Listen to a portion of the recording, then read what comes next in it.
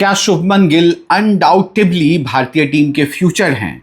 क्या अब भारतीय टीम सिलेक्शन में आईपीएल का वेटेज काफ़ी बढ़ गया है? क्या अब डोमेस्टिक क्रिकेट का परफॉर्मेंस बहुत अधिक मायने नहीं रखता? क्या हाल के समय में केएल राहुल भारतीय सेलेक्टर्स के मन में या दिलो दिमाग में सबसे भरोसेमंद खिलाड़ी के रूप में उभरे हैं? और क्या ऋषभ पंत को फाइनल वार्निंग मिल गई है? ये वो सवाल हैं जिसके जवाब सेलेक्टर्स ने तो नहीं दिए, लेकिन अफगानिस्तान सीरीज के लिए जिस भारतीय टीम का चयन हुआ है, जो ओडीआई टीम और टेस्ट टीम चुनी गई है, उसमें इन सारे सवालों के जवाब छुपे हुए हैं। और अगले कुछ मिनट में हम आपको बताएंगे कि आखिर भारतीय टीम सिलेक्शन से सेलेक्टर्स ने उन सभी सवालों के जवाब कैसे दिए हैं जिसका इंतजार हम सबको था। तो फुल टॉस शो देख रहे हैं आप। चलिए इस बातचीत को शुरू करते हैं और आपको फटाफट देते हैं हर सवाल का जवाब। तो पहला सवाल और उसका जवाब, क्या शुभमन गिल भारतीय टीम का फ्यूचर हैं? बिल्कुल, एक बार फिर से शुभमन गिल को जो है वो ना सिर्फ टेस्ट टीम का कप्तानी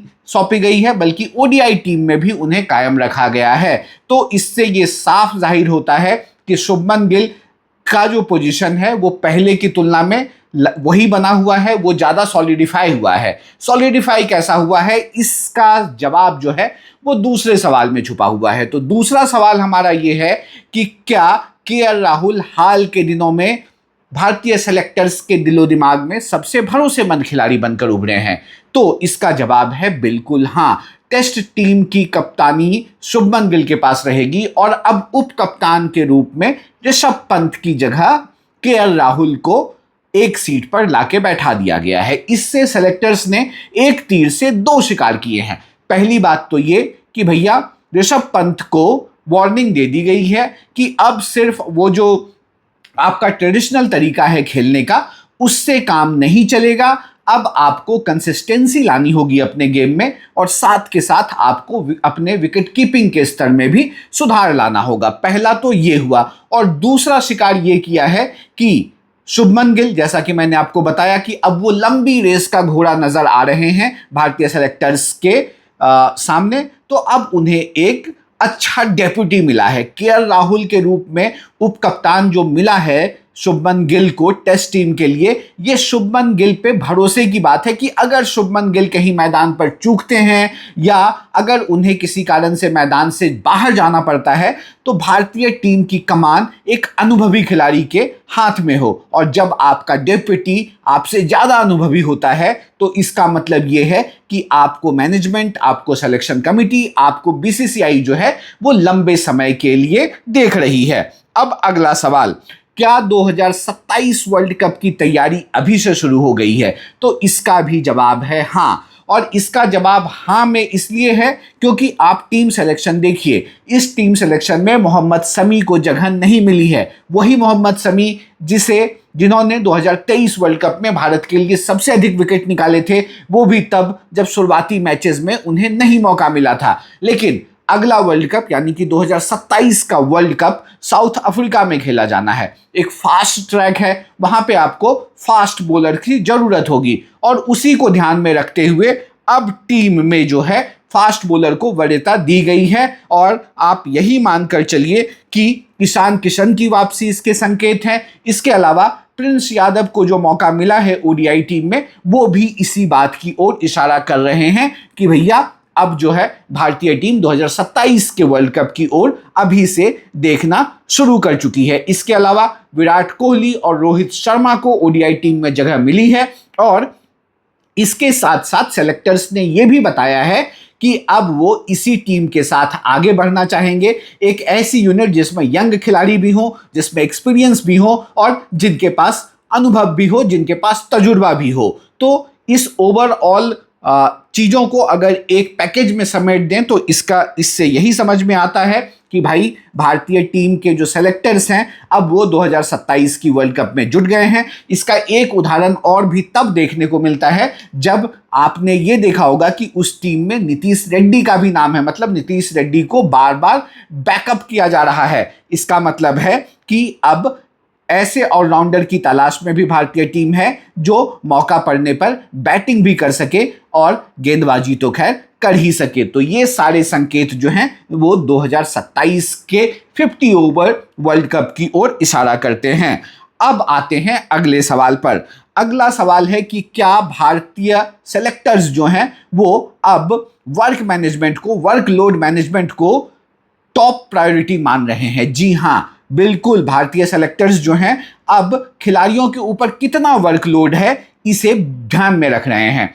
इसका सबसे अच्छा उदाहरण जो है ये है कि जिस प्रकार से जसप्रीत बुमराह को आराम दिया गया है, रविंद्र जडेजा भी टीम में शामिल नहीं है और सेलेक्टर्स ने यह बताया है कि देखिए, रविंद्र जडेजा को अब वो ओडीआई फॉर्मेट के लिए तो आगे नहीं देख रहे हैं, लेकिन टेस्ट में वो अभी रविंद्र जडेजा के साथ जाएंगे। चूंकि ये एक छोटा सीरीज है, अफगानिस्तान के खिलाफ सीरीज है, एक ही मैच की सीरीज है, तो इस सीरीज में भारतीय सेलेक्टर्स कुछ नए कॉम्बिनेशन ट्राई करना चाहते हैं और जसप्रीत बुमराह को तो खैर खिलाने का सवाल ही नहीं पैदा होता। क्यों? क्योंकि जसप्रीत बुमराह अभी आईपीएल खेल कर हटेंगे और उसके बाद फिर से भारतीय टीम का व्हाइट बॉल सीरीज का एक लंबा सीजन शुरू होगा। तो अब उस सीजन को ध्यान में रखते हुए जसप्रीत बुमराह को आराम देने का निर्णय लिया गया है। अब अगला सवाल कि क्या अब आईपीएल के परफॉर्मेंस का वेटेज टीम सिलेक्शन में बढ़ गया है? इस सवाल का जवाब जो है वो सबसे आसान है और जब आप ओडीआई टीम सिलेक्शन को देखेंगे, T20 लीग में परफॉर्मेंस के बेसिस पे अगर आप ओडीआई टीम में जो खिलाड़ी सेलेक्ट हुए हैं, जिनका नाम आया है, अगर आप उन्हें देखेंगे तो आपको इस सवाल का भी जवाब मिल जाएगा। क्योंकि प्रिंस यादव, गुरनूर बरार और हर्ष दुबे ऐसे खिलाड़ी हैं जो सीधे आईपीएल से अब भारतीय टीम की जर्सी पहनने को तैयार हैं, भारतीय टीम के लिए ओडीआई क्रिकेट में डेब्यू करने के लिए तैयार हैं। तो इसका मतलब यह है कि अब सेलेक्टर्स जो हैं वो हाई इंपैक्ट मॉडर्न प्लेयर ढूंढ रहे हैं और अब उनका ट्रेडिशनल स्टैट्स जो है वो बहुत मायने नहीं रख रहा है। और इस पे बड़े सीनियर्स खिलाड़ियों ने नाराजगी भी जाहिर की है कि अगर आपको आईपीएल के बेसिस पे ही खिलाड़ियों को टीम में रखना है तो फिर आपने रोहित शर्मा और विराट कोहली जैसे खिलाड़ियों को क्यों कहा था कि आप डोमेस्टिक क्रिकेट आकर खेलिए? आप उनके आईपीएल का प्रदर्शन देख लेते और वहीं से उन्हें कह देते कि भैया कि आगे आपको अपने परफॉर्मेंस में सुधार करने की जरूरत है या नहीं। अब इसके बाद अगला सवाल जो इसी से जुड़ा हुआ है और अगला सवाल यह है, क्या भारत में अब डोमेस्टिक क्रिकेट का इंपॉर्टेंस जो है वो कम हो रहा है? तो इसका भी जवाब है कि लगभग हां।